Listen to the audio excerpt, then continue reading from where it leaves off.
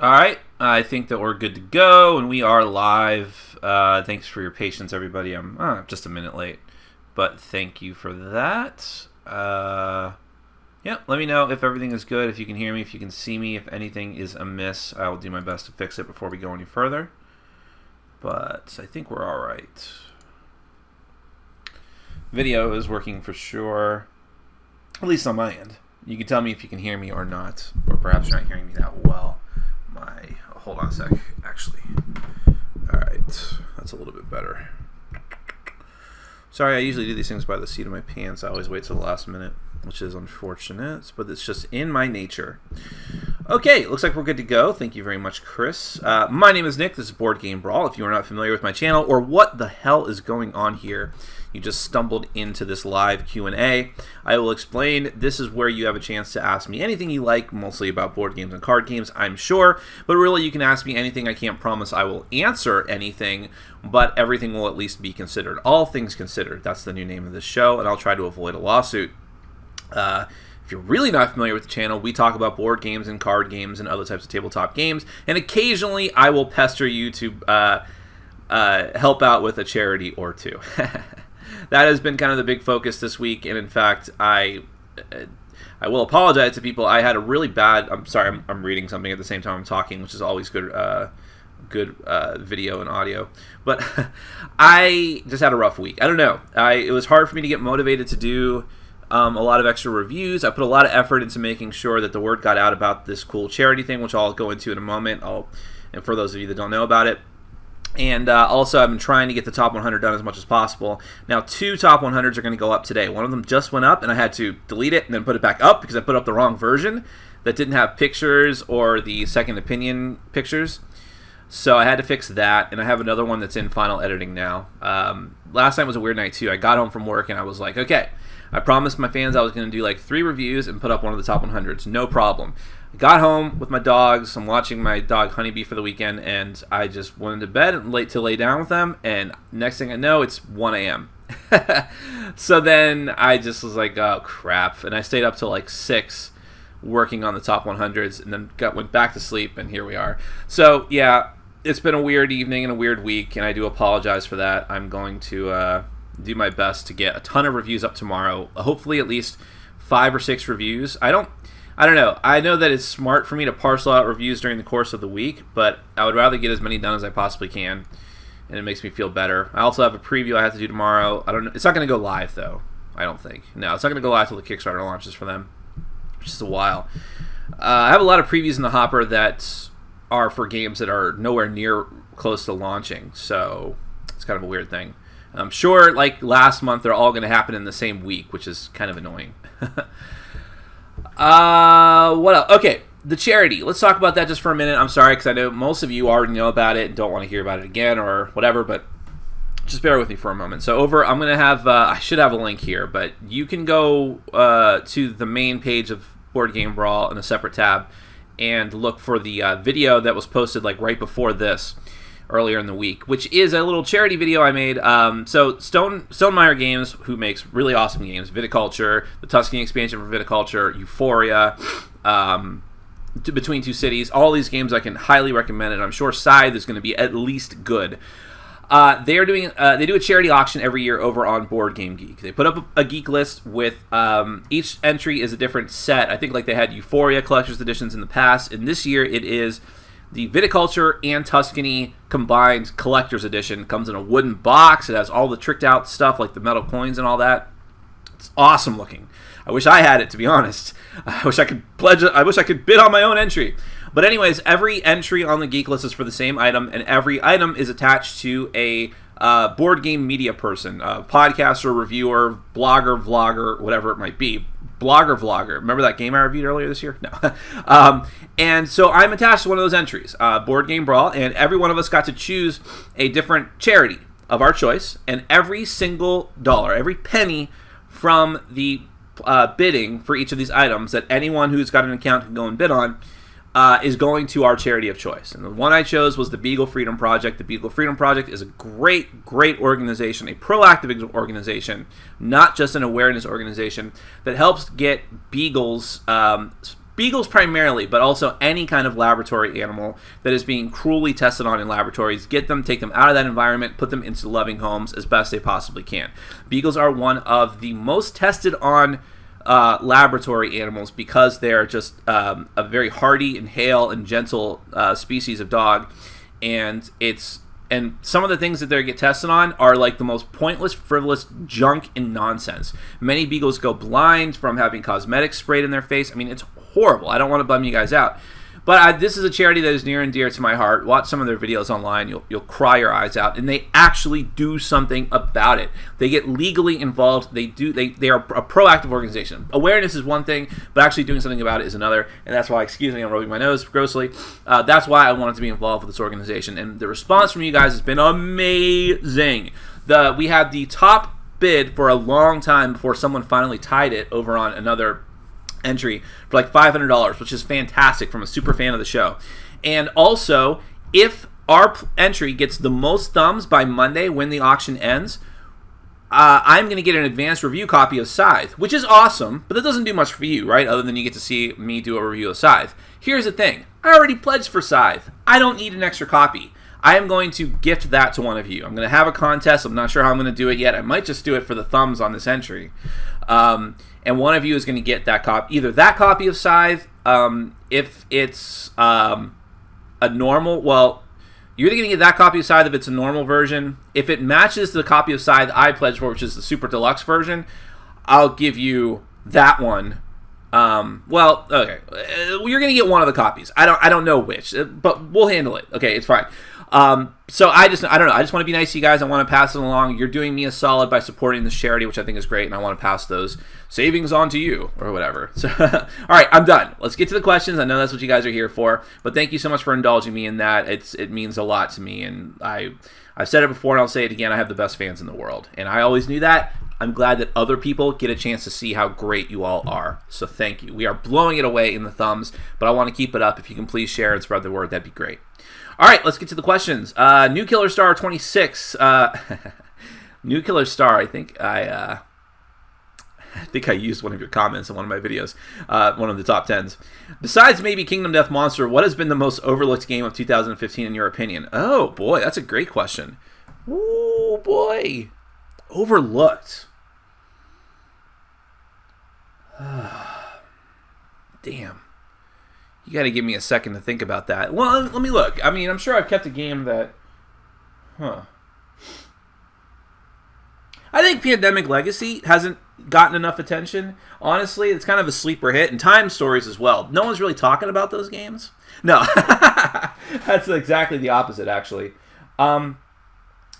Honestly, if I was going to give you I'll say Timeline Challenge, because I think Timeline Challenge is amazing, and it was from a big company, Asmodee, and they really pushed it, and it's out there. You can buy it, unless they sold out, you could buy it on Cool Stuff, but no one's really talking about it, and I just think it's great. I think if you were holding off on Timeline because you're like, it looks kind of dull, and you only have so many cards, that's the version to get, and it's just great, so...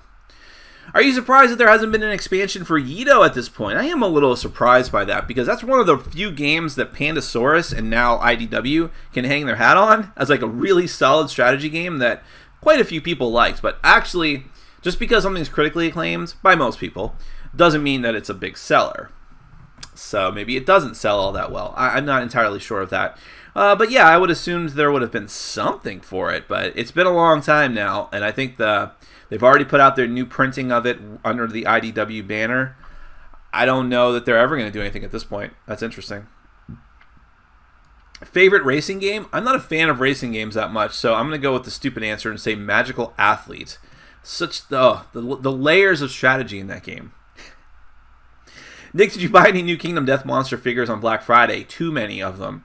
I finally just said I hate myself and I don't want to live anymore, and bought the pinups of Death box, which comes with a few pinups I didn't have. I didn't pledge for any of the pinups when I was actually backing the Kickstarter, because a lot of them didn't seem interesting to me, and I'm like, well, if they don't have any game purpose, then I'm not just going to get some scantily clad women figures.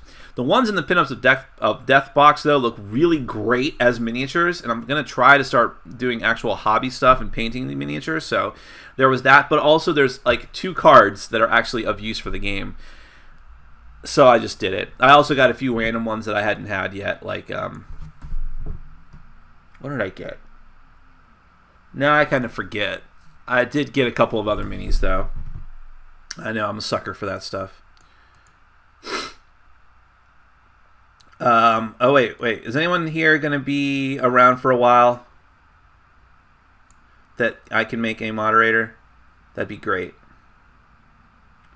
Someone sound off and let me know if you're going to be here for a while, and I'll make you a moderator if you don't mind. Just in case there's a troll I don't see near the bottom.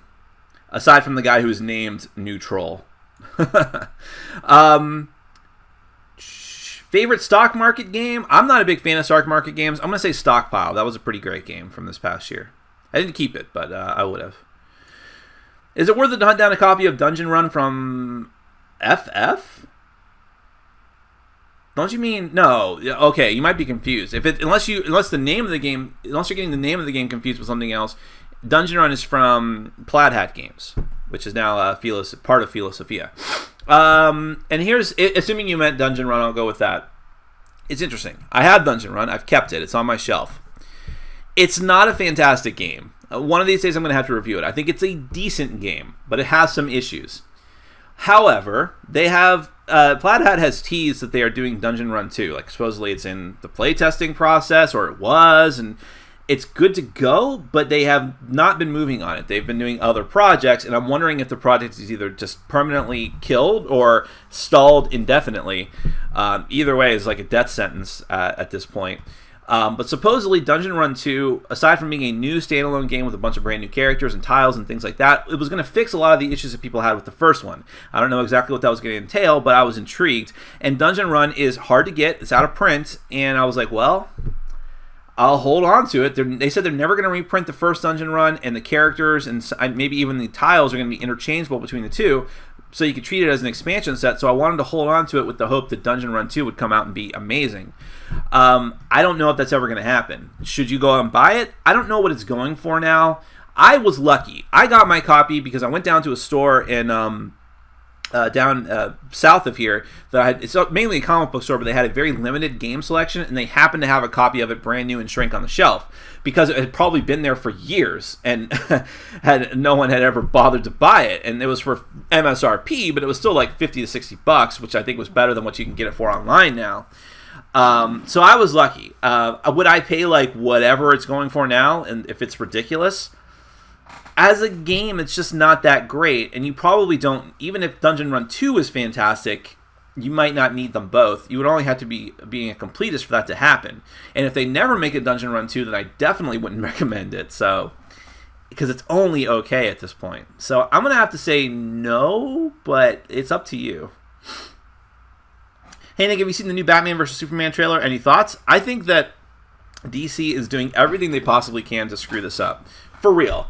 This looks like Batman and Robin level garbage. I don't say that easily, by the way, because I hate being fanboy boy and being like, this garbage, look at this junk. And I really hate it when people do that to movies that I think look genuinely good. Like when people were talking about the Age of Ultron trailer before it came out, like, oh, look how bad the CGI is. I'm like, are you kidding me? That just blew my mind. But it really looks awful. It looks like they are cramming in as much junk as they possibly can, just like in Batman and Robin, which was not that film's only problem by film. Not that film's only problem by any means, but it was a major problem. Too much junk. In that movie, you had Batman, you had Robin, you had Batgirl, you had Poison Ivy, you had Bane, ridiculous. You had Mr. Freeze, you had some stupid subplot with Alfred being sick, you had...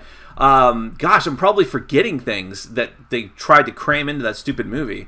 It was just ridiculous. And now they're doing the same thing. They're cramming in. It's not only a fight between Batman and Superman. It's not only about them not fighting anymore and being like friends. It's introducing Wonder Woman, sure. Aquaman's supposed to be in it, sure. There's Lex Luthor, and we have to see his origin story and how he goes bald. And then there's Doomsday, who is apparently Zod, because they revealed that in the trailer, which seems like something they probably shouldn't have revealed. Wouldn't that have been a good reveal during the movie? And there's also seems to be Darkseid's minions. Like, holy crap. And the idea is DC wants more than anything to have a DCCU, a DC Comics Cinematic Universe, the same way that Marvel Comics has it. All of these connected movies that can just keep getting pumped out and tie into one another. And the idea is fantastic. But the reason why Marvel actually made such an audacious plan work is because they took their time. They laid groundwork. They put out Iron Man. Iron Man was a hit. They're like, okay, let's try something else now. Let's see if we can tie them together. Let's put these little breadcrumbs, the little teasers, the stingers at the end of the credits to tie them together. They laid this groundwork for years, and then were able to pull it off with the Avengers. And then they did it again to make it work for an Avengers 2. And they'll do it again and again because they know that there's a plan and a sequence, like a comic book crossover. And they're just not doing it with the DC universe. They're throwing as much as they can all at once and saying, all right, great, now we can do the Justice League movie. No, it doesn't work that way. They don't even have a good Superman movie under their belt. Superman Returns was like, or not, well, Superman Returns was terrible, but Man of Steel was what I meant to say. Was like, okay, I don't think I hated it as much as everyone else, but it was not a great movie by any means. And now it's like, I don't know. I was super disappointed in it. I hope it's good. I hope I'm wrong. How about that? Have you gotten a chance to try the DC Comics strategy game? If you mean the Justice League strategy game, the one with Darkseid running around the city like a one versus all game, I have not, but I'm very curious about that game. What's with the influx of Viking games? Blood Rage, Raiders of the North Sea, Fire and Axe, Villainous Vikings. There's more than that. They just did the Jarl, which is the rethemed Viking version of the Duke. Are Vikings the next fad? At least it's not zombies. Zombie Vikings, anyone? That's going to happen for sure. By the way, Duo Maxwell, you've asked a ton of questions, and I'm only going to pick a few out. But I think that, yes, it's definitely a fad. I think you're going to see more of it. I am seeing more of it as time goes on, and I don't like it because I think Vikings are only an okay source material. I don't like the Old West either, and hopefully that doesn't become the next fad. I don't know what's up. Do you know what the new theme is for Pret-A-Porter? Do you like the old theme? Yes, the new theme is going to be making a video game, from what I've heard. Supposedly, a certain individual was not supposed to reveal that, but did anyways, and I am more than happy to keep saying it over and over again. Because the cat's out of the bag. Yes, the new theme is going to be making a video game, supposedly, and the old theme I did like as well, and I'd actually like to get a copy of the old game. If anyone wants to trade it, let me know. Let's see.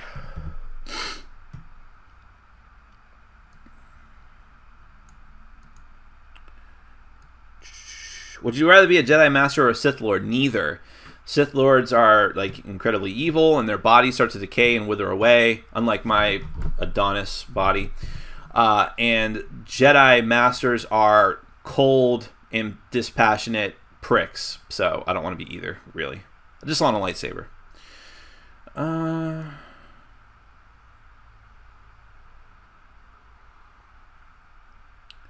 If you had to live in a foreign country for the rest of your life, what country? I'd probably say Ireland if I had to pick.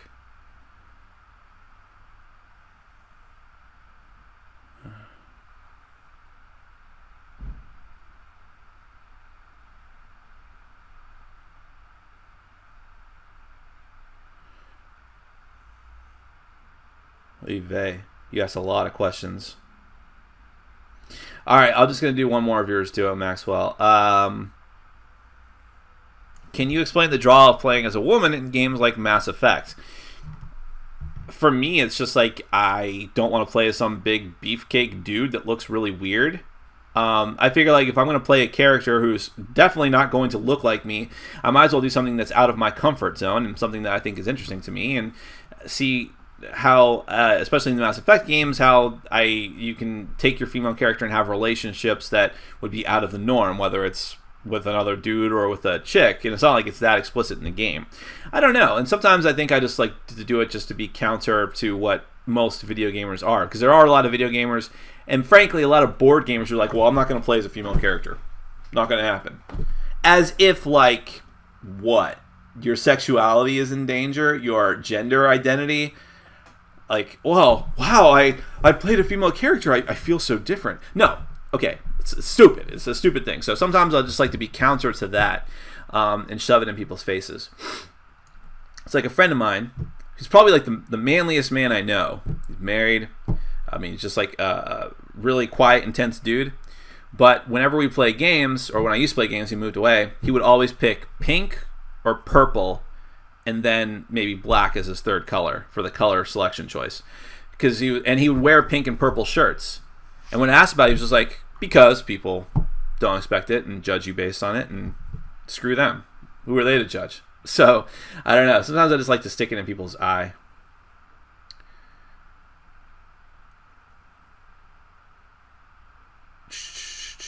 Are you looking forward to the new DC Legends of Tomorrow TV show? Yes, but I'm also worried about that because it is a lot of people who... Some of the characters I care about a lot, like Mr. Freeze. Not Mr. Freeze, damn it.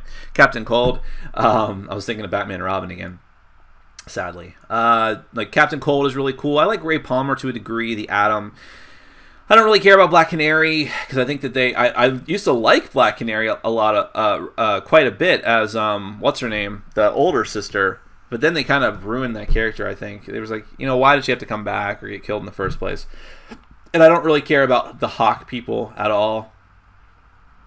What are your thoughts on Sentinel Tactics? I played the game and I'm not that much of a fan. I concur. I thought it was just okay. I kind of wish I could redo my review because I think I was probably a little bit too positive with it because afterwards I was just like, I don't even want to keep this game at all.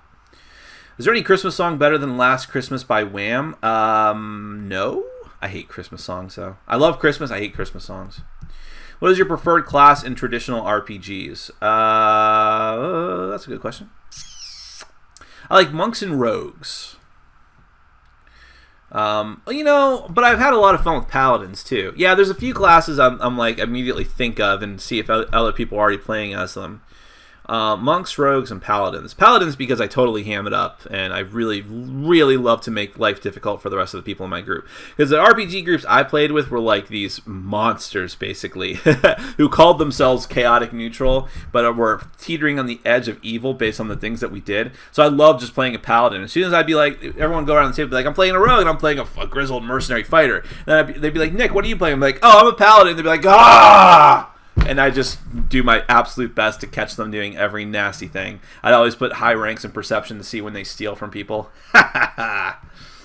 Which is ironic. So I'm playing a paladin to be a virtuous person in the group, but I'm doing it for nefarious reasons in real life, which I think is interesting. Did you play any RPGs while at school, college, or did you go straight to Magic the Gathering? In school, I played Magic the Gathering. I did not play any RPGs until I was an adult, so to speak. 23 or 24. Ever see the Lone Wolf and Cub movies, anime or manga? The movies are awesome. I have not. People have recommended that to me for ages, and one day maybe I will dabble in it in some way, shape, or form. It's an interesting premise. It just didn't hold a ton of appeal for me, but people highly recommend it. Are you still playing Forbidden Stars? I haven't in a while, but I still have it, and I love it. I think it's a great game, and I'm really surprised they haven't put an expansion out yet, but it's really good. Hey, Nick, thanks to your advice, I got rid of my Dice Masters collection. Never been happier. What advice did I give you? Interesting. I still have mine, although I don't play it ever. Do you prefer to watch your anime subtitled or dubbed? Subtitled. I am a stickler for that. And frankly, I still don't think that even Funimation has gotten dubs that well. I'm sick of hearing the same actors over and over and over again, and they're not that great. There's a reason they don't act in movies, like actual live-action movies.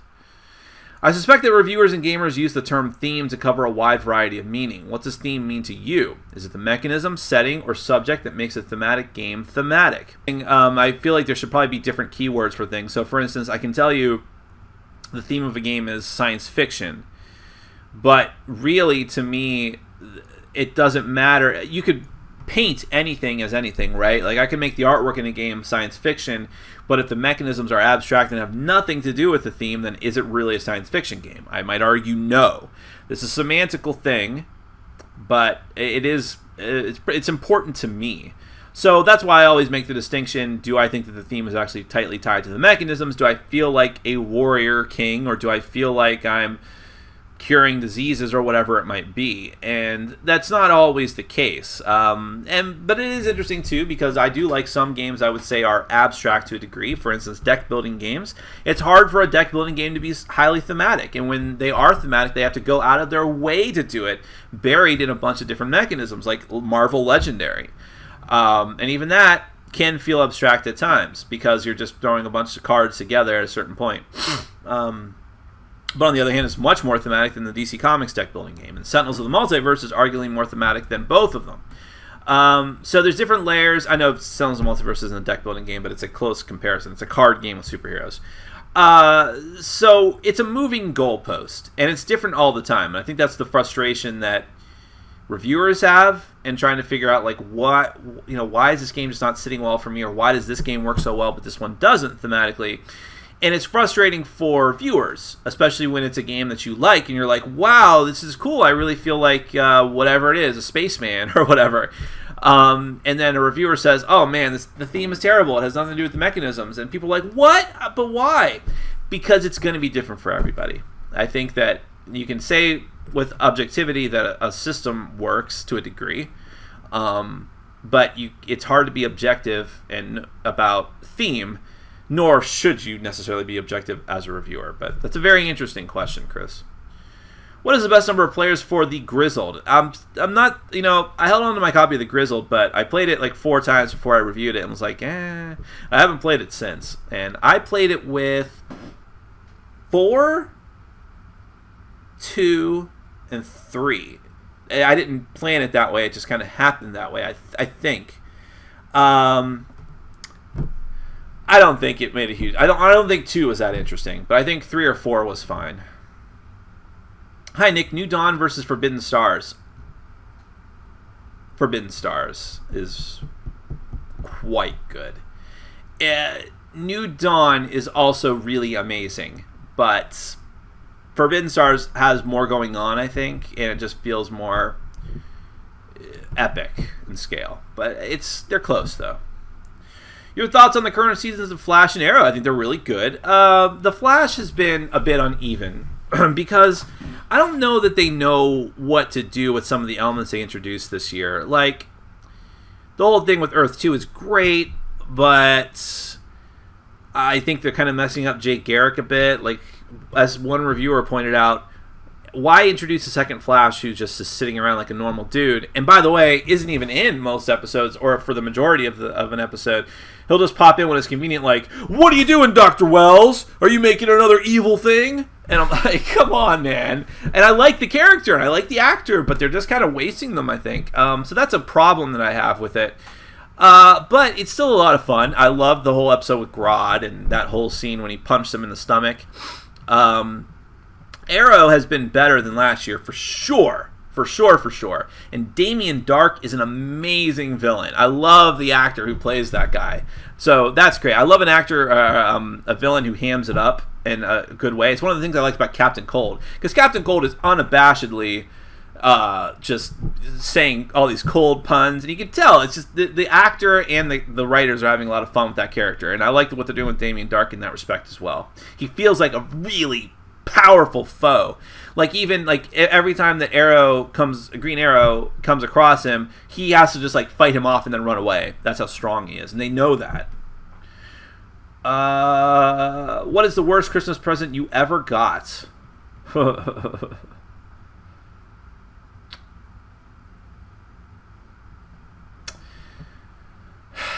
I don't know that I should say the one, because if someone's watching, it might hurt their feelings. So, in the interest of being honest, I'll say I can't say.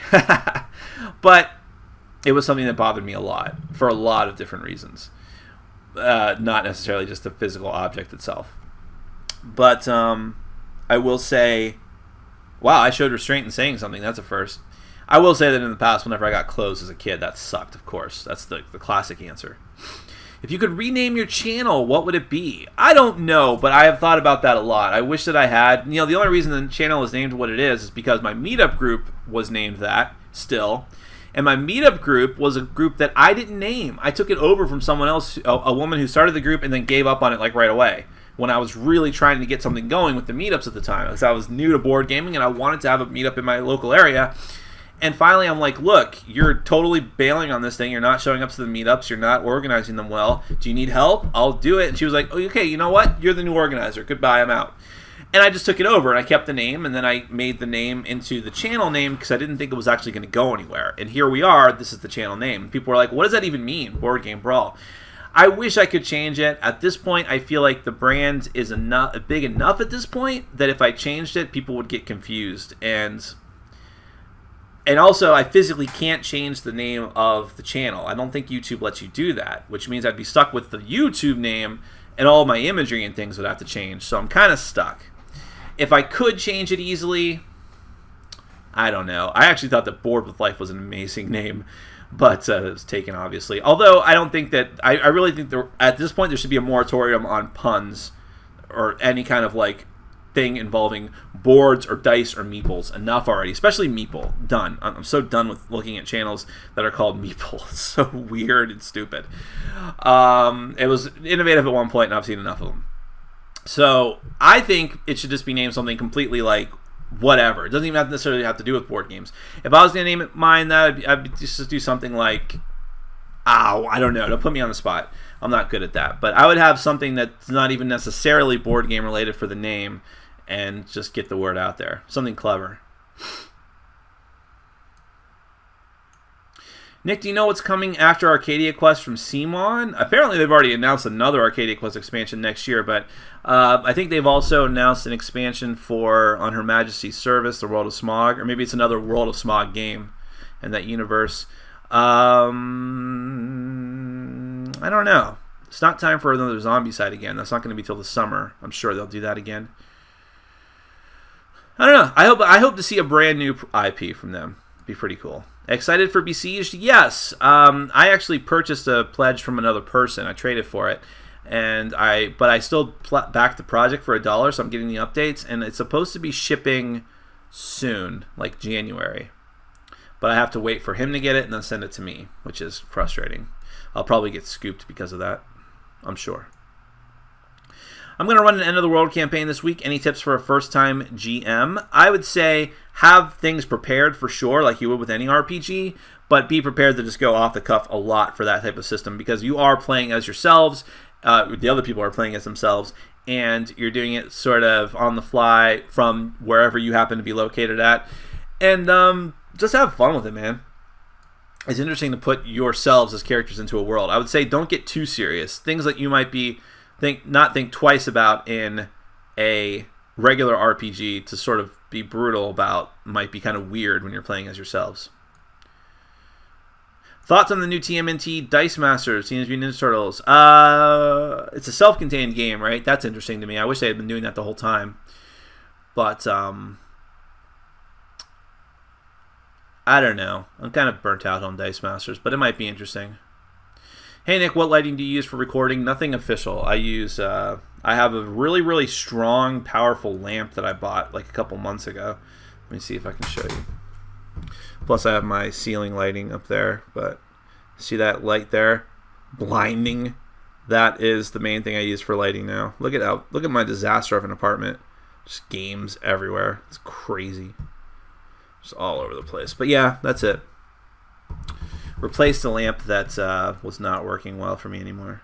It never worked well to begin with. And then just broke.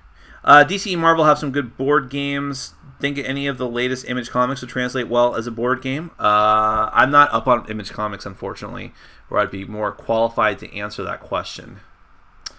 But I haven't played... Well, actually, there was an Image comic that was a board game. Wasn't Chew an Image comic? Chew from IDW, their game, that was only okay at best. I was not a fan of that game. Wait a second, where am I at? I might have skipped some questions. Did I do that?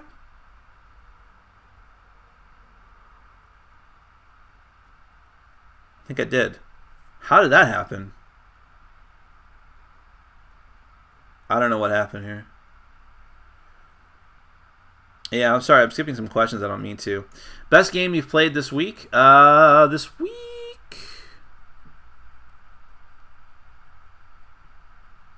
Yeah, I was playing this little Japanese card game called 7 Days. That was pretty interesting. Spectre Ops expansion confirmed. What are you hoping for? New map, new characters? Sure. This is the kind of game that you can just add more of the same to, just to give yourself more variety, and that'd be great. So new hunters with new abilities, new runners with new abilities, new map. All that stuff I think is just fine. They don't need to do anything drastic. Although I'm sure there'll be something that's drastic. Every time they do an expansion nowadays for any major game, they put some sort of weird modular thing that breaks the game, which could be good or bad. When deferring to BGB, you generally use plurals like we and us, speaking figuratively or literally. Usually it's just the royal we. It's just me. I'm the only person that has any kind of input or effect on this channel whatsoever, aside from you, the fans, which I'm serious about. But as far as like the work that goes into it, like the physical work, it's all me. I'm a one-man operation. Are you expecting anything nice for Christmas? Most likely no. I don't have any family, and all of my close friends kind of moved away, so I suspect I will be getting 0 Christmas presents. I did get a very nice card from Robbie and Kim last week, though.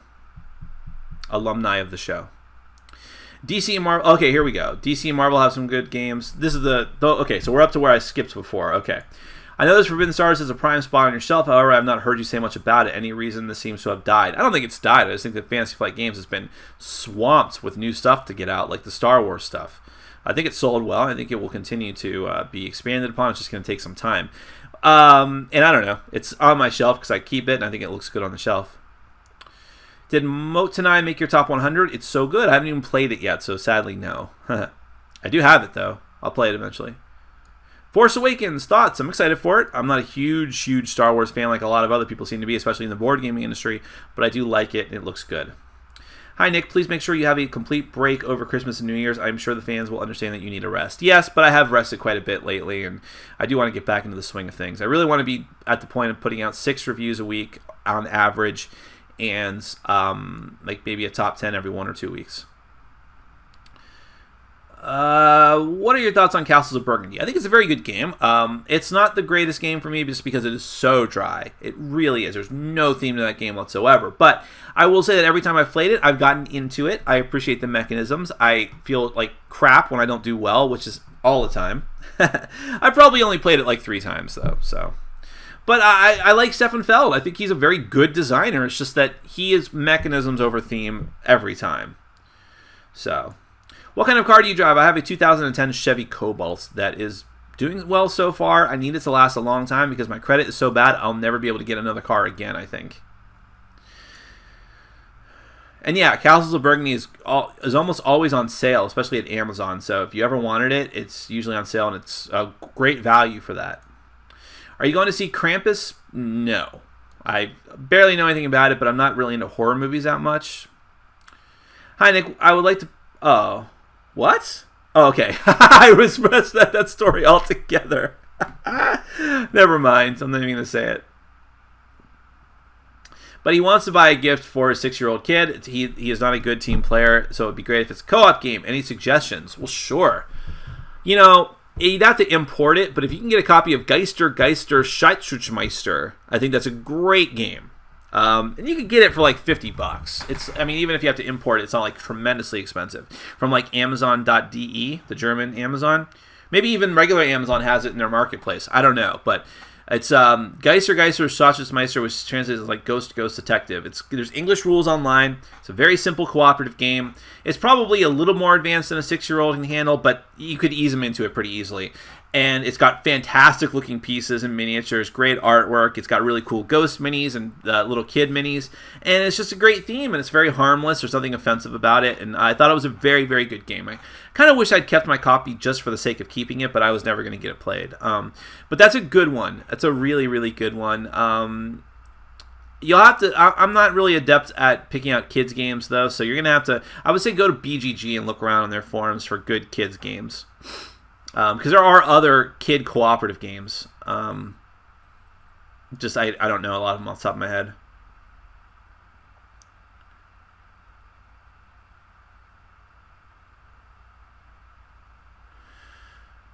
How do you feel about the holiday sales this year? Was it better than previous years? No. Well, someone posted a very funny meme about this I saw it on my Facebook page that I thought was pretty appropriate because, and it's definitely a first world problem, but for me, I took no joy in the sales because so many of these games I already have. But I will say that if you didn't have Pandemic Legacy and you're like, I don't know if I want to spend $60 on a game that's not that replayable, there were banging sales for that, especially on cool stuff. It was like $35. So I was almost tempted like, maybe I'll get myself a second copy. So things like that I thought were pretty cool. And there were definitely a lot of games for sale. I just wasn't personally interested in a lot of them because I either had them or just wasn't interested. I thought Miniature Market kind of sucked. Usually Miniatures Market has some really great sales, but I think they did put Legacy on sale, but not all other stuff I was interested in. Oh, I never did make a moderator. Chris, you're moderator. Sorry. I just caught up to where you said that. Moderator Chris. I'm just calling you Chris, by the way. Your name is spelled X-R-I-S. Hey, Nick, wondering what is your record for most different games played over one weekend? Wife is away for the weekend, so I thought I would try to play a bunch of different games all solo. Record? I never keep track of that, but you'd also have to discount the times that I did the 24-hour gaming marathon, in which case I did a lot of different games. But on like an average Saturday that we have our group, I've probably done like 6 or 7 games because sometimes we just do a bunch of quick games. When I do really long games, that's when things bog down and I might only get like 3 or 4 played, if that. Do you ever see Simon not kickstarting these big games? As it seems they are using it more as a pre-order system nowadays. No, I think Kickstarter is their business model now. They did not do it for Queen's Necklace or Grizzled because they were reprints. They literally, all they had to do is slap their name on the box and pay the printing cost. Everything was already set in stone. A lot of people don't know that about the Grizzled. The Grizzled was already out in France in a very limited way, and Simon just picked it up and distributed it worldwide. Queen's Necklace, though, they did a redo of the artwork, but still, it wasn't a miniatures game. Any of these games, even like Her Majesty's Service, The World of Smog, was a really great production. That's why they had to Kickstarter it, I think, to make it look really banging. And I think that they experiment with some of these games, like that and Dogs of War. They had no idea if it was actually going to be a hit, and they really weren't. So, I'm trying to figure out what this acronym means. Have you collected all the WOTWC D&D games? Do you mean the adventure games? I don't know what WOTWC is. I'm sure if you say it, I'll feel stupid. Get back to me on that. Are you worried that one day you might promote a troll to moderator and he'll start banning random people? It may happen one day. If there's a Trojan horse, it would be worth it. That would be quite a story to tell. My God, he's inside the house! What is your favorite local or small convention under 500 attendees? I don't go to conventions. So I can't really say. Right now at this point, I have no interest in going to any conventions, which sounds like blasphemy, since every other board game reviewer is chomping at the bit to go to a convention, but it's just not my scene, man. What's the best unexpected game find at a store or garage sale? I picked up a whole thing of Hero Quest, the Something of the Valkyrie, the first base set, at an antique store or something. And it still had to pay, it was like $20, but still, it's good for that. Have you heard anything about the King of Tokyo digital Kickstarter? I don't know anything about that. That's interesting. That's worth a Google. Oh shit, it's worth a Google in my other browser. Oh no, it's happening again. Okay, listen, here's the deal. If the feed suddenly goes down and there's an error, it's because Firefox, since my last Windows 10 update, has been crashing like a mother. Terribly, terribly bad. And I hate it. I had to start using Chrome again. And Chrome is fine, but I was always a Firefox guy. But they are really bumming me out with that. It was crashing all the time, and I had to stop. So, but sadly, because of the way my wire stream worked, it automatically opened up Firefox to start the stream, so I'm stuck with it for now. So if it crashes, that's why. But let me do the Google on Chrome. Okay, we're going to do, what are we looking for? The Kickstarter, King of Tokyo, digital. I don't know anything about this. Interesting. There is indeed something about that. King of Tokyo digital Kickstarter launching before the end of the year. Interesting. Well, I mean, it makes sense, right? It's a very simple thing. I'd probably play that quite a bit because it'd be so easy and simple and fast. But I don't have any special information about it, though.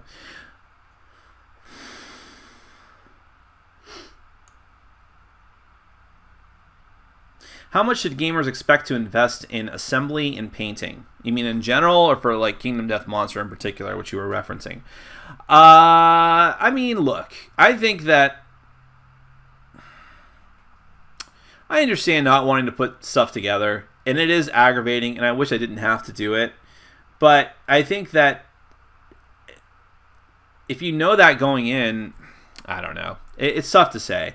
I wish that it was all put together. It wasn't practical. The game was already expensive enough without those kind of extra added value costs being added to the price. And I think that if you're really into it, it should be no problem for you to put it together. And I don't paint them. It's enough for me to just put them together.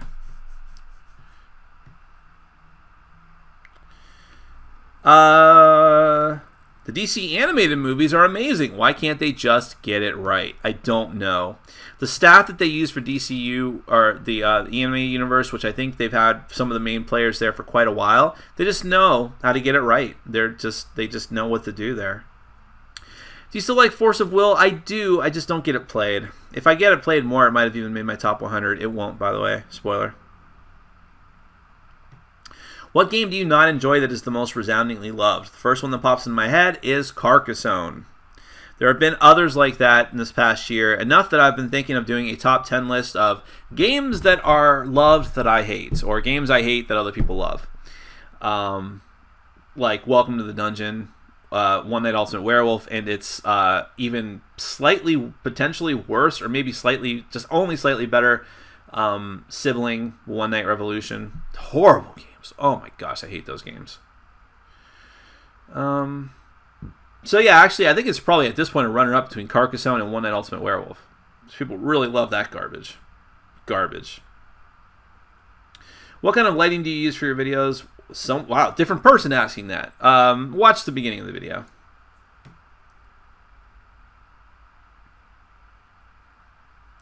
Hi, Nick. Any interest in checking out the really old games from Roman or Egyptian times, like the Royal Game of Ur or La Tronculi? Sometimes I'm curious to see where it all started. I think it's a fascinating thing as a point of reference. And yeah, because I like going to museums and looking at ancient artifacts and historical things, so in general. So yeah, I'm interested in that. I think some people have an interest in like reproducing those games, and I'm kind of like, we've kind of moved on from that. But just as a historical reference, I think it is interesting. What's wrong with purple? Purple is awesome. I agree, purple is awesome, but there's a lot of people who associate purple or pink with feminism. And, well, not like the feminist movement, but I mean like of being female. And so a lot of gamers will not pick those colors, and I've started to unabashedly do it too. But although I still love blue, so yeah. For the next 4 months, you're only allowed to play one game. What game would you choose? I really can't say that because it would be, if I can't say that and be honest about it, because it would be giving away the top 100 that I haven't completed yet. So let's go off of the top 100 that I've actually posted up to this point. And so if I had to pick one of those games, which I just put one up, by the way, so you can watch from 41 back to 110, technically. So if I can only pick one, I'm not going to. I want to be honest about it, and it would spoil it, but you'll see. I'm involved in a company that are opening a board game cafe in England early next year. What do you think are the essential things a gaming cafe should have? Good food and drink. Because I'm telling you right now, that's where you're going to make the majority of your money. That's the only place where you're going to make your money. Even if you charge any kind of fee for using the board games or renting them out or anything like that, you still need to be a restaurant first. I think that's the problem and why a lot of local gaming stores are shutting down. It's because they try to be board game retailers, and that just doesn't work out. I don't know if you're selling games or not, but your primary function needs to be food and drink. Then worry about having an amazing collection of games. And the temptation, especially if you are a hardcore gamer, or if the people who are running it with you are hardcore gamers, is going to be, well, these are the games that we love, we're going to put them here. Okay, but if the games that you love are not very easy to understand, universally loved games, popular games, you're going to have a really hard time with it. Because even people who are hardcore gamers like us, who would come to that cafe, probably don't want to rack their brain learning the rules of something new or complicated or sit there for hours and hours and hours and hours. They might just be stopping by and are like, let's knock out a quick game of Ticket to Ride or a quick game of Dominion or something like that. So get the staple games first.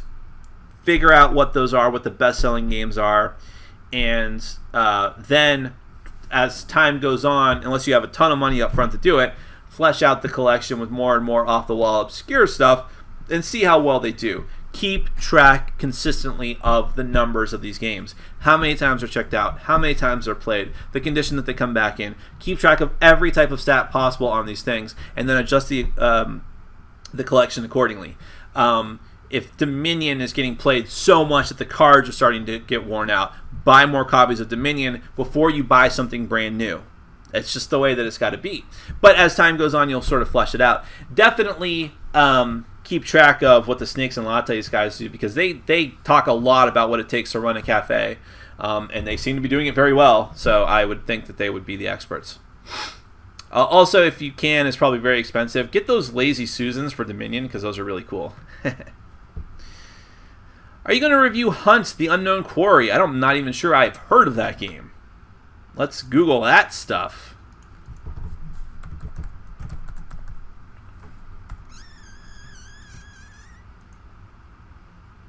Oh, okay. I forgot the name of this. Yes, I believe, hopefully, I'm going to get a review copy of it. I guess it's already out, though, so maybe I'm not. Oh, maybe I'm not. But yeah, I like Jeremy Leonard a lot based on Darkest. Maybe I'll just have to buy my own then. So it goes, so it goes.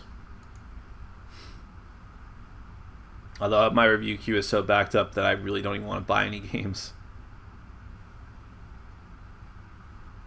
Do you guys have an interest in the review for Tail Feathers? I'm wondering if it's worth a trip down to Cool Stuff just to pick it up. I don't know, though. If there's a genuine, enthusiastic interest in seeing a review for Tail Feathers, I will go and get it. What was your most satisfying board game win? I always go back to that game of Werewolf Inquisition that I played where my fellow werewolf was Kim, alumni of the show.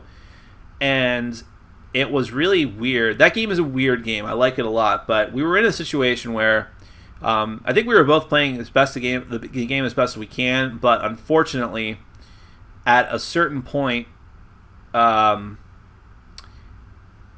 can't remember exactly.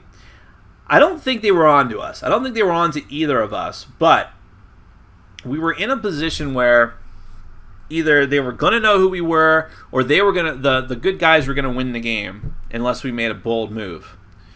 And it was Kim's turn. And the way that game works is that you put cubes out on things as like voting and then take certain cards to get their special abilities. It's a very weird, complicated game, but I like it. And it was Kim's turn to do something, and I'm watching her and what she's doing. And no one was on to me for sure. They may or may not have been on to her as a werewolf, but what she did was super important. And finally, I was just like, because you could say whatever you want in that game. I finally just said, Kim, enough. Listen, it doesn't matter.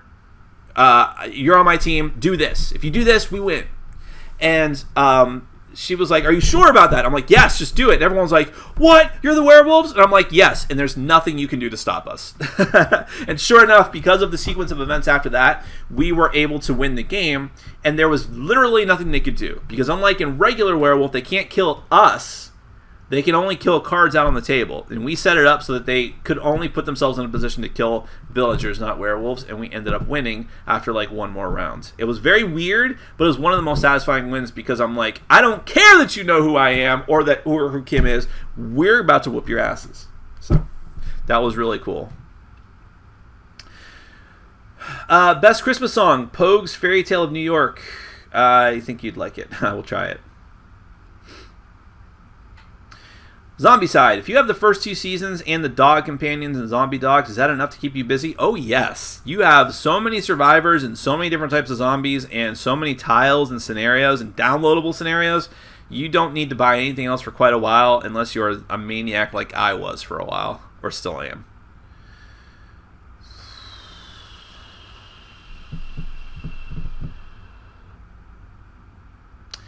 I really like games for the intellectual exercise and prefer not to socialize. What do you prefer, gaming or socializing? I realize these are both different than playing for narrative. It's hard to pin me down on that. I like both aspects of it. Sometimes people come to my door for game night, and I'm kind of, because I do tend to be a solitary loner by nature.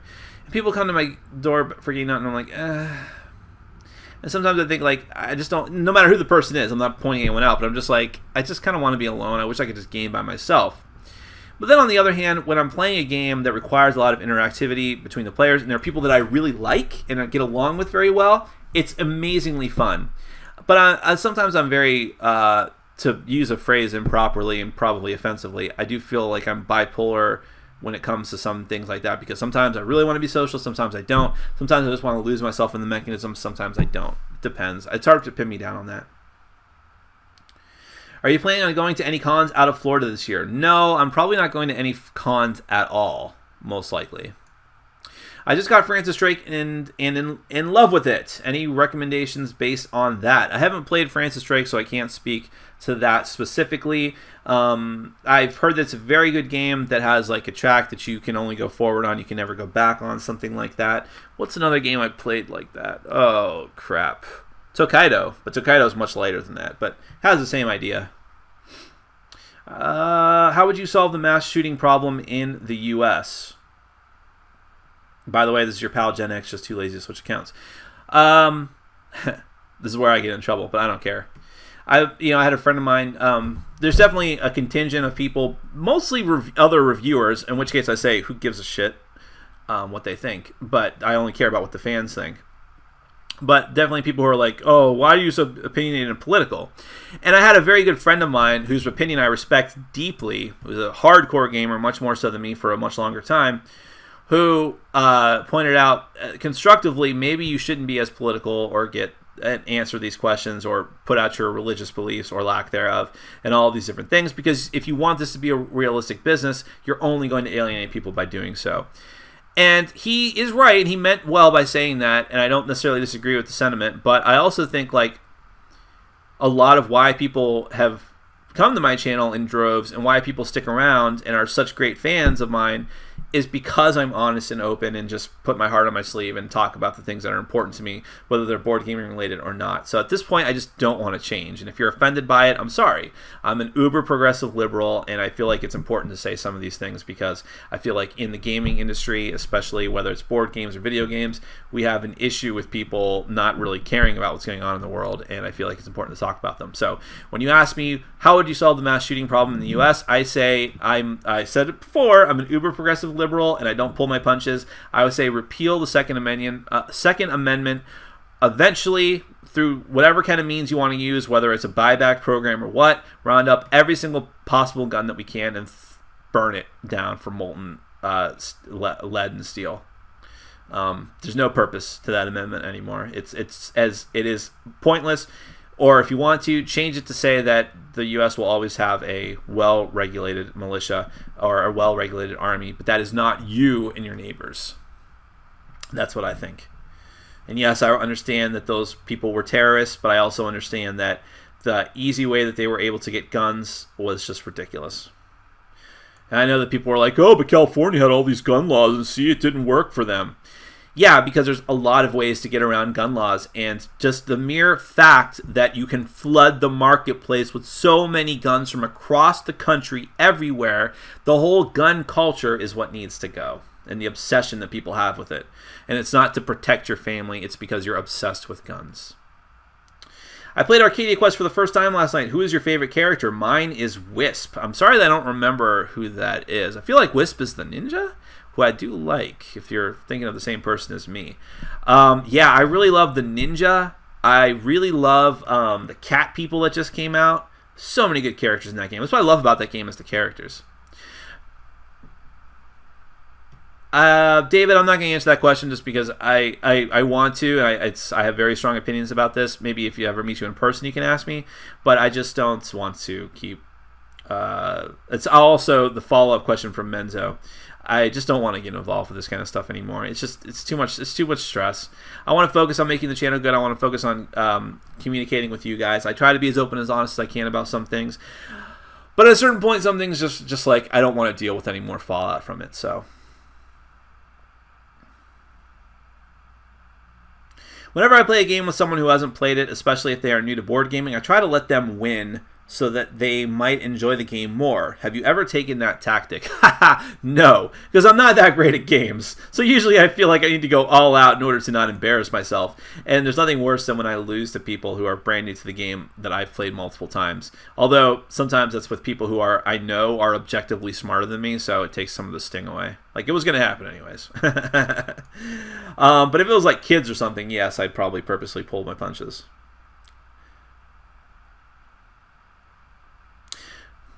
Since sufficiently advanced technology is indistinguishable from magic, I believe that Arthur C. Scott said that. What, to you, distinguishes sci-fi theme and mechanisms from fantasy? That's a very good point. I think that it's all about appearance, which sounds superficial, but it is the case. I like to see like elven warriors with swords and slinging around magical spells than seeing dudes with guns, because it's like the difference between like a first-person shooter and an RPG for me, if you're talking about video games.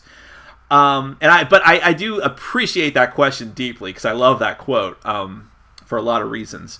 Yeah, it is a tone too, because in fantasy it always feels like you're underpowered. Like when you're in science fiction, there's a lot of things that are hard to hand wave away. Like, why don't we just tactical nuke it from space? Or why don't we infect it with a virus that will just kill it if you're fighting a monster? And things like that. There's a lot of things you just have to say because reasons. Because it wouldn't be interesting if we didn't just have to fight this thing with pistols. But in fantasy, you can genuinely say, yeah, like we're really beset here. All we have are swords made of metal, and we have to find a way to kill this dragon. And one of us has some magical spells that are really hard for him to cast.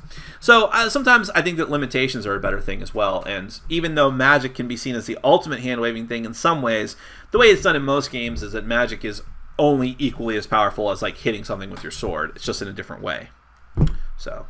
But I don't know. A lot of it I can't explain. A lot of it is just personal taste. The same way I can't explain why I like one song over another. It just works for me better than it does for someone else. But I love that question, Eric. And you go into a little more detail as I scroll down, but yeah. And also there is something more appealing about a bow as opposed to a gun. Maybe that's because guns are a little bit too real for us in the United States right now. Do you like classic rock? I like some classic rock. I went on a big classic rock kick in my early 20s to the point where I think I got burned out on a lot of it. But to this day, I still love and appreciate The Who, Pink Floyd. I love The Who, by the way. I think of the like triumvirate of British rock bands. I think they're in that triumvirate. They were my favorite. Or maybe Pink Floyd's the other corner of that triangle. I was never a huge fan of the Beatles. I know. How could you not like the Beatles? I just don't. I don't think, to quote one of my favorite quotes from Seth MacFarlane, like in person, not his characters, he said, just because you're the first at something doesn't make you the best at something. He was referring to the fact that he doesn't like The Godfather. And I refer to that whenever I think of the Beatles. Like, just because and they weren't even the first at something. But yeah, sure, they inspired a lot of other bands. But in their style of music in general inspired a lot of other bands. But just because you started a movement, I think that movement can be improved upon. And music is so fucking subjective, so subjective, it's hard to say anyways. Other classic rock bands are like, not a ton, actually. I like The Clash, if you consider them classic rock. That'd be sad, though. They're punk. Sorry I'm late. Was wondering if there was like a top survival zombie co-op board game. Thanks. Sorry, this has already been asked. Well, sure. Depends on what you like. I like Zombicide. Not everyone does. It's a very simple game. It's a very elaborate to set up because it's very modular, but it is purely cooperative, and you're like mowing through hordes of zombies like Dawn of the Dead. So there's that. If you want something a little more nuanced, I wouldn't call it a cooperative game. It is not a cooperative game, but it is semi-cooperative that can be played cooperatively if you really want to. Dead of Winter, I think, is my favorite zombie game at this point, and there is some cooperation going on even in the normal game. But they call it a meta-cooperative game for a reason. There's just hidden objectives and things like that. I've heard good things about Carnival Zombie, but I haven't played it yet. It's on my to-do list, actually, before the Kickstarter starts. Zombie 15, great cooperative game if you don't mind playing on a timer, but it works very, very well.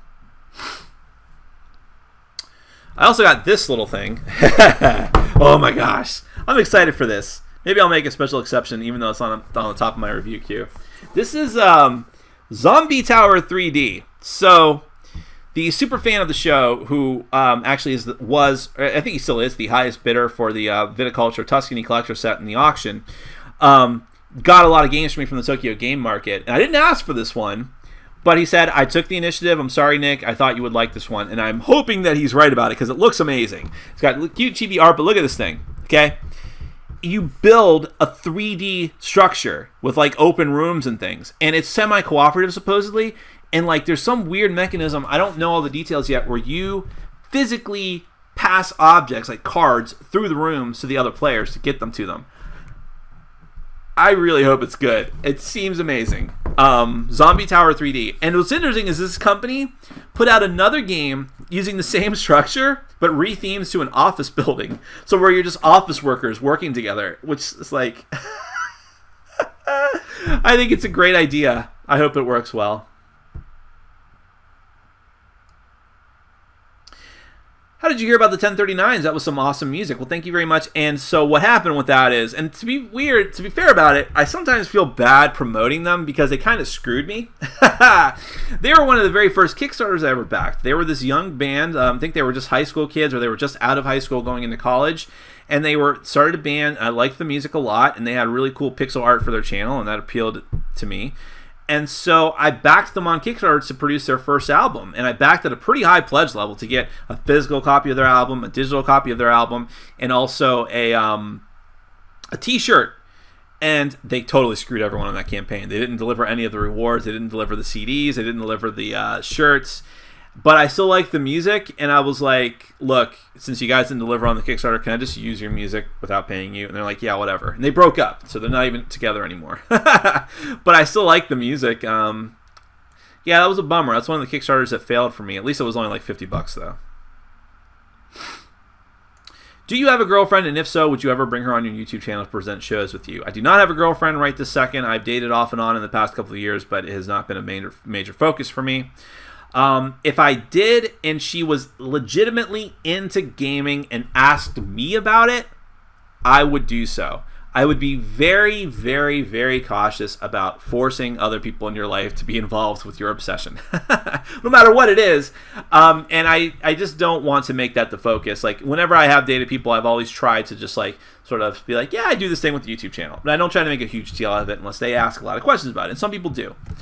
But I just want to be very cautious about things like that. And if they're like, wow, I'm really interested in this, then yeah, I'll float the idea and say, hey, well, let's see. Because I've always had this fantasy about doing like having every review that I do for a 2-player only game or a primarily 2-player game be done with a person. And, it would be great if it was with a girlfriend to see different opinions and things like that. But I would only do it if they were super duper comfortable with it. And I think that goes for anybody across the board. It's not a gender thing. It's not anything like that. It's just what is going to be best for the person, trying to get them involved with what you do, but not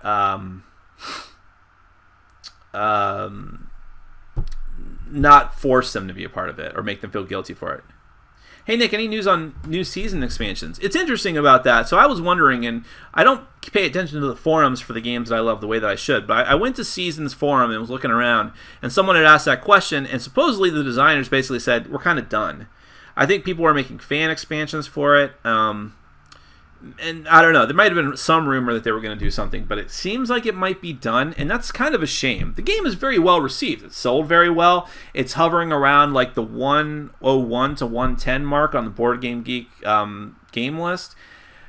It's a great game, but you have to wonder at a certain point, when is enough enough? They have put out 2 expansions for it. There's a lot of cards in the game. There's a lot of extra systems. And it plays very well for what it is. If they never put out another expansion, I'd still be very happy with it. I wouldn't feel like it was neglected, and I wouldn't get rid of it. But certainly, yes, it would be great to have more cards.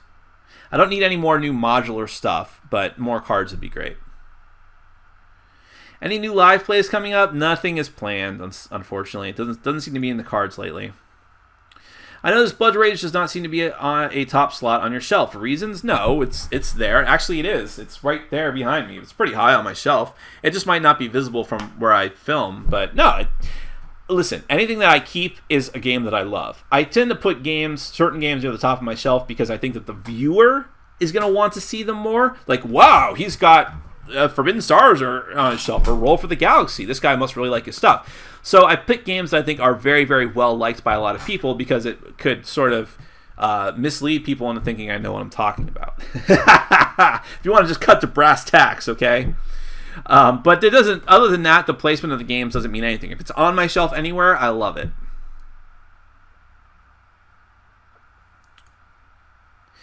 When you make someone a moderator, are they one for life, or is it only for that session? Apparently, it's only for that session because I've had to redo it for certain people before. Yes. Oh, by the way, I don't blame you for not seeing Blood Rage because my enormous head blocks everything beyond it. Like, light cannot pass beyond my head. Reviews and put people off? Sure, I think that can happen. It's a very it's a tightrope that we walk, right? Because if you're not specific enough and analyze things enough, people say, well, you didn't even go into details. You're just telling us how you feel about the game. But I think that feeling is very important. I think that people want to know what I'm about and what my personality is like and what my likes and dislikes are like. And then if I just say, hey, I love this game, that in and of itself is going to count for a lot to a lot of people. And then I'll go into more of a deeper analysis. But I've always been cautious not to dwell. I could do stats. I could do numbers. It's not I'm not an incredibly smart person, but it's not a hard thing for me to do. I can keep track of the wins that I have in games. I can keep track of the scores in the games and look at the spread and see, when this happened, how likely was it that this was going to happen, and all these different mechanisms of the game. I could do that. It wouldn't be a humongous big deal, but I think only a fraction of the people in the audience are genuinely going to be caring about that. Most people don't care, and some people could just take it or leave it. And I think that it's better to just talk with feeling and passion and get the major points out there. But yes, I think games can be overanalyzed, and I think that those reviewers don't do as well as others in views and subscribers.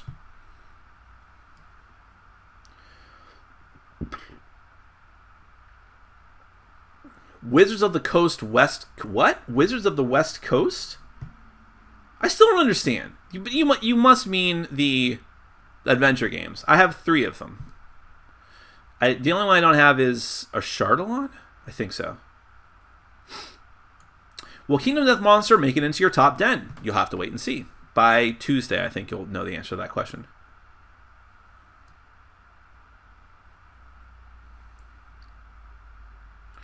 Favorite game to play solo? There's quite a few. I haven't really quantified that. I like some games for different reasons. There's some really big, elaborate games like Kingdom Death Monster I really like to play solo because they just work better that way for me, and I have more time to really get through the nuances of them. But sometimes I want something fast, like Friday, and that works very well. Eventually, I think sooner rather than later, perhaps right after the new year, you're going to see a top 10 solo list from me, so wait for that.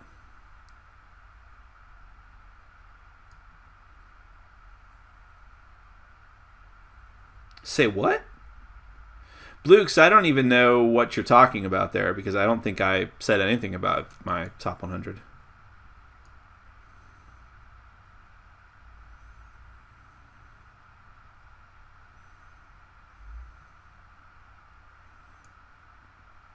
Love Imperial Assault. Any other non-Descent recommendations for dungeon crawls? Depends on what you're looking for. If you want something very light and goofy, go for Super Fantasy, and also faster. And also, I think you don't have to do the campaign as much as other dungeon crawlers. But that one works very well. It has a really interesting mechanism with the dice, and it's very gateway friendly. As far as other dungeon crawls, I'm still not sold on the Undercity. I'm keeping it for now, but I don't know about that. I have to see if they support it. Oh, but another game that's not supported, but I would still check out from Privateer Press is Level 7 Omega Protocol. You can completely ignore the other Level 7 games if you want. I haven't played the last one, but I've heard that the first one is terrible. But the middle one, Omega Protocol, is amazing. Dungeon crawling sci-fi game. In fact, I kind of regret that I put Imperial Assault above that. No, I think I do like Imperial Assault a little bit more than Level 7 Omega Protocol, but it's awesome. I would love a review for Tailfeathers. Okay.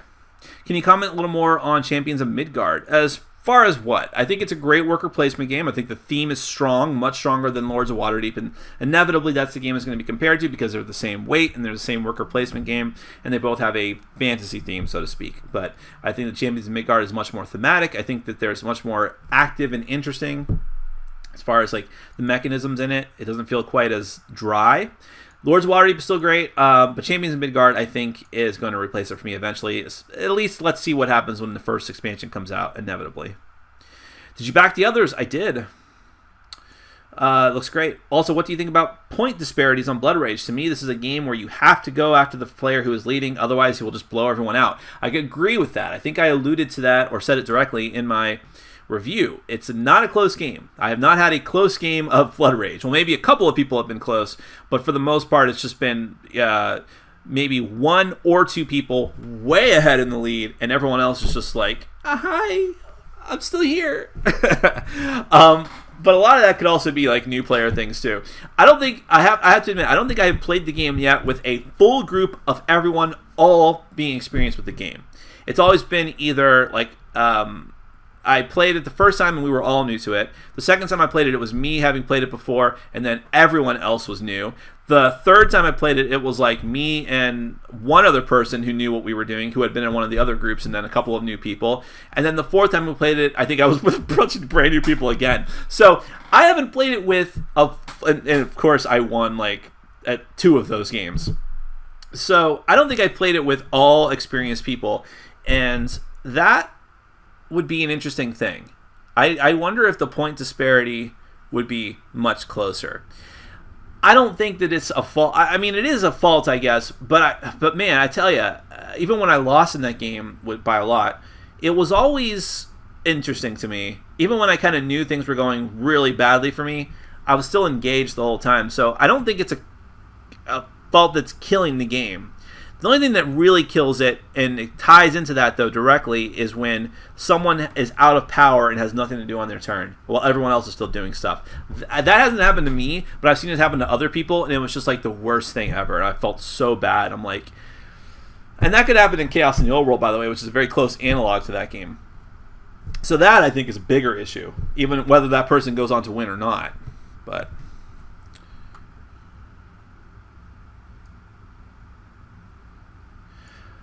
oh yeah, so I'll just let you guys know, just because there won't be any kind of question. I'm not going to be doing the weekend reviews anymore for the Dice Tower. So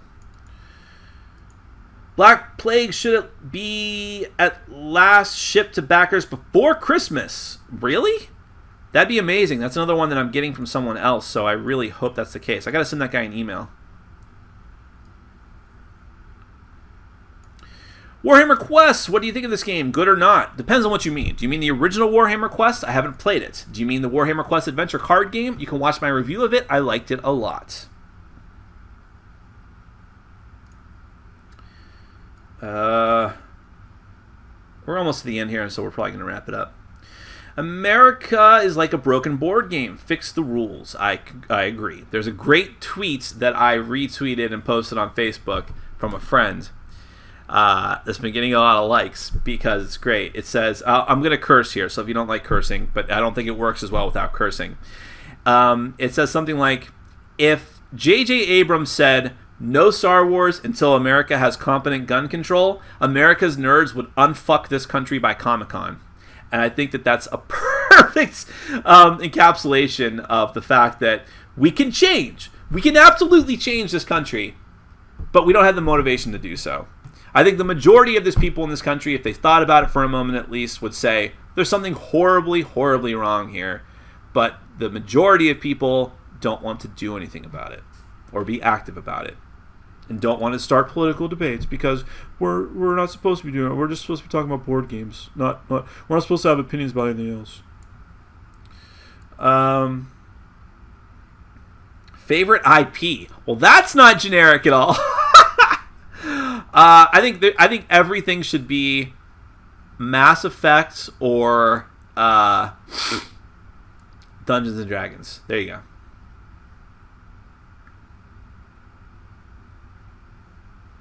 Bee Gees forever.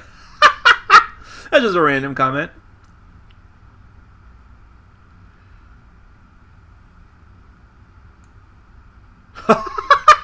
You're crazy. This guy. That's interesting though. Fantasy Flight Games has a lot of Star Wars games coming out. With the release of Rebellion, which, if you don't know, is like this big, epic, I don't know if it's 4X game, but it gets that appearance of one, where it's rebels versus the Empire and taking control of planets and all these different things. What do you think of using Rebellion as the background game and then having Armada and X-Wing Miniatures games be the space battles within that game? I think you're a mad scientist genius who is going to be sitting at the table for a very long time playing that game, but I like your style, Eric. Yes, it's too much, but it's still amazing, and I want to see someone else other than me do that.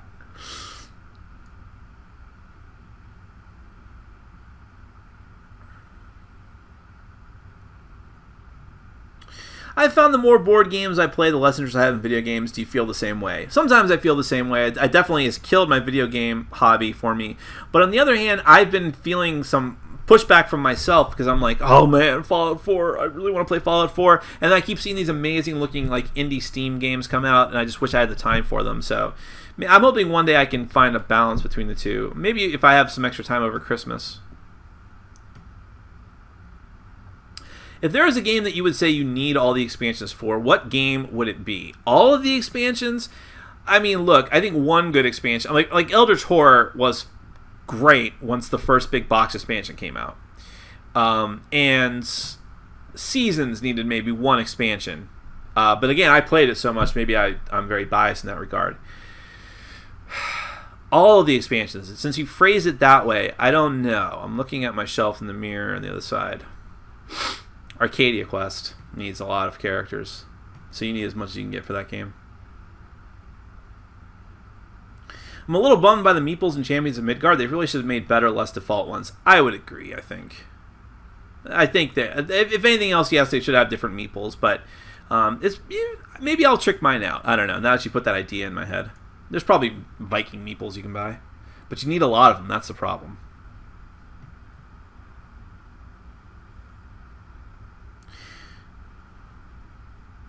Do you think any game, 2 players or more games, can be played solo, controlling multiple characters, or some are just not suitable? Obviously not 2-player versus, well, cooperative games, yeah, there's a lot of cooperative games that say they can't be played solo, but you can just take control of more than one character. I don't know that it would work so well with competitive games. I'd still like to try the first level 7 game, but I heard nothing but bad things about it. But I would love to at least try it and figure out for myself.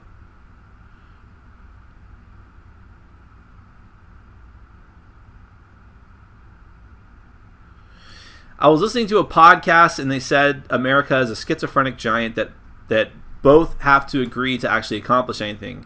I like that analogy. Yeah, it's like an Eton with each head completely disagreeing with the other, and they can't move their legs unless they're discussing it. That's a good thought. A depressing thought, but a good one. I just got Legendary Predator. How to feel about organizing these big deck building games before and after every play? First and foremost, do not think that every big deck builder is the same as Legendary Encounters or Legendary. They are bound and determined to make people pull their hair out upper deck with these deck builders they've been putting out that are unorganized, and it's a nightmare. And I think it's worth it because they're amazing games, but I really wish they would do something about that, because ultimately, while you or I might be willing to sit there and do that, people who are just like, wow, people who are not hardcore gamers who just say, wow, there's a Predator board game, that looks amazing, are going to like throw the game in the garbage when they realize what the amount of organization they have to do to it. I believe that.